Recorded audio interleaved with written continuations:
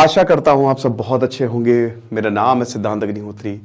Study gloss पे आपका बहुत बहुत स्वागत है। आज हम बात करेंगे अरोरा मतलब ऑरोरास की। तो ऑरोरा क्या होता है? जाओ बल्गेरिया जाओ, फिनलैंड जाओ, नॉर्थ पोल या साउथ पोल ऑस्ट्रेलिया जाओ, वहां पे आपको ऑरोरास देखने को मिल जाएंगे। तो ये खूबसूरत लाल हो गया। वैसे तो ग्रीन आपको ज्यादा देखने को मिलेगा, ठीक है, ग्रीन लाइट्स, बट ये लाल बहुत कम देखने को मिलते हैं। इससे पहले 1959 में इस तरीके का इवेंट देखने को मिला था। तो चलिए बात करते हैं, लेकिन उससे पहले आपको बता दूं कि हमारे जो लिमिटलेस लीडरशिप का कोर्स है उसकी आज पहली क्लास है, पब्लिक होगी। तो अभी तक आपने अवेल नहीं किया तो फटाक से अवेल करें, ठीक है। तो ये पब्लिक है, 7 बजे मिलते हैं आपसे। तो यहां पे ये है मंगोलिया में। तो मंगोलिया में हमको ऑरोरास देखने को मिले, ठीक है। तो अब मंगोलिया आपको पता ही है कि चाइना के ऊपर आता है, चंगेज खान का देश। पूरी पहले तो ट्राइब्स था, बहुत छोटे छोटे पार्ट्स में बटा हुआ था। फिर चंगेज खान आया, तिमुजिन जिसको बोलते थे, और 1203 आते आते उसने पूरे के पूरे मंगोलिया मतलब सारी ट्राइब्स को एक कर दिया, और खान का उसने टाइटल लिया। राजा, खान का मतलब होता है राजा, तो चंगेज खान मतलब राजाओं का राजा, उसने टाइटल लिया। और उसके बाद उसने पहले कंसोलिडेट किया, फिर एक्सपैंड किया। यही होता ही है, जो सबको कंसोलिडेट, सबको इकट्ठा कर देता है, वही राजा है। तो पहले तो उसने मस्त कंसोलिडेट कर दिया सारी ट्राइब्स को, फिर एक्सपैंड कर, ऐसा एक्सपैंड किया पूरी दुनिया के बैंड बज गई। चाइना को जीत लिया, रशिया को जीत लिया, यूरोप तक पहुंच गया उसके एंसेस्टर्स, तो मतलब उसके जो आने वाले। तो उसी मंगोलिया में हमको ऐसा नजारा देखने को मिला, रेड। बट बात यह है कि ये नजारे जो हैं ज्यादा हमको मंगोलिया में देखने को मिलते नहीं है। अभी हमको लद्दाख पे भी ऐसे ही ऑरोरा देखने को मिला था। तो ऑरोरा है क्या? ये मिस्टीरियस लाइट्स क्या है, जानते हैं? देखो मैं आपको ऐसे ही बताता हूं। आपको पता है सूरज है, ठीक है। तो सूरज का जो आउटर लेयर है उसको कोरोना कहते हैं, कोरोना। और ये कोरोना बड़ा गर्म होता है।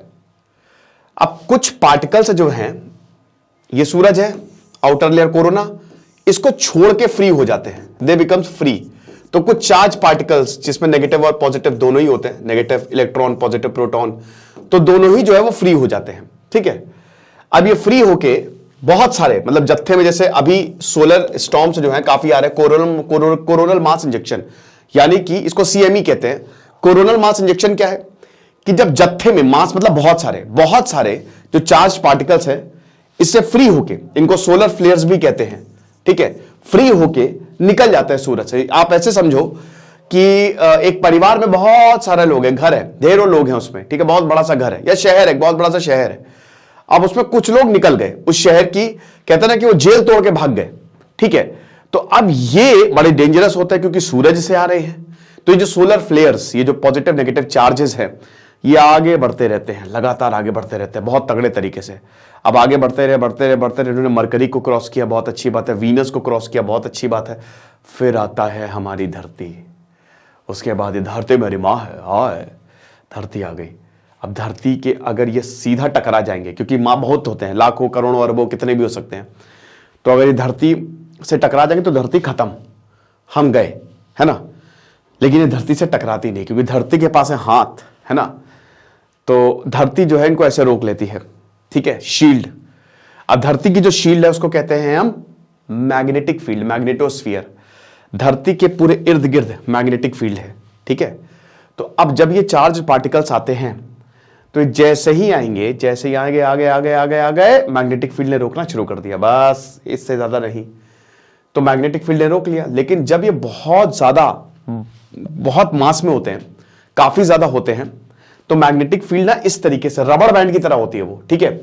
तो अब जाहिर सी बात है कि अगर बहुत ज्यादा होंगे तो मैं भले ही आपको शील्ड रोक रही, लेकिन मैं पीछे जाता जाऊंगा, है ना। बहुत ज्यादा लोग, एक आदमी आएगा तो मैं आसानी से रोक लूंगा, लेकिन 100 आदमी 200 आदमी तो मैं पीछे जाऊंगा, रोक शायद लूं लेकिन मैं पीछे जाऊंगा। तो धरती की जो मैग्नेटिक फील्ड है ना पूरी ऐसे होती है, धरती की मैग्नेटिक फील्ड, ठीक है। तो एक मिनट रुकिए जरा। तो धरती की मैग्नेटिक फील्ड कुछ इस तरीके से होती है ना। ये धरती है ना, और ये इनकी मैग्नेटिक फील्ड है ऐसे, ठीक है। तो अब ये कोरोनल मास इंजेक्शन जो है वो यहां पे बहुत सारे पार्टिकल्स आ रहे हैं, तो ये क्या होती है, ये पूरा स्ट्रेच होती है इस तरीके से, ये इधर आ जाता है, आप समझ रहे हो, ये रबड़ बैंड की तरह पीछे हो जाती है, ठीक है। तो यहां पे अगर बहुत सारे कोरोनास आएंगे तो ये स्ट्रेच होके एकदम ऐसे हो जाएगी, ठीक है। और फाइनली कुछ जो होते हैं वो यहां पे धरती पे आते हैं, मतलब ये मैग्नेटिक फील्ड होते हुए कुछ चार्ज पार्टिकल्स धरती में एंटर कर जाते हैं। अब ये जब एंटर करेंगे, बहुत सारे पार्टिकल्स को तो बचा लिया, लेकिन जब ये एंटर करेंगे तो ये फिर धरती के पार्टिकल्स से इंटरैक्ट करेंगे और उसका नतीजा ये होगा कि खूबसूरत लाइट्स हमको देखने को मिलती है, लगभग 650 किलोमीटर पे, बट ये 241 किलोमीटर पे हमको देखने को मिली है। बेसिकली इतने हाई एल्टीट्यूड पे आपको ऑक्सीजन पार्टिकल्स देखने को मिलते हैं। देखिए लाइट्स का कैसे लाइट्स आती है आप ये समझिए। होता क्या है कि जब भी एक एटम होता है, ठीक है, अब उसमें जो होते हैं ना स्टेट्स होती हैं।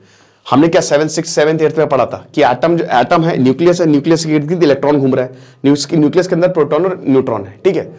तो अब वो जो ये आपको शेल्स दिखती है ना, मतलब जो ऑर्बिट्स होते हैं वो भी स्टेट्स में डिवाइडेड है।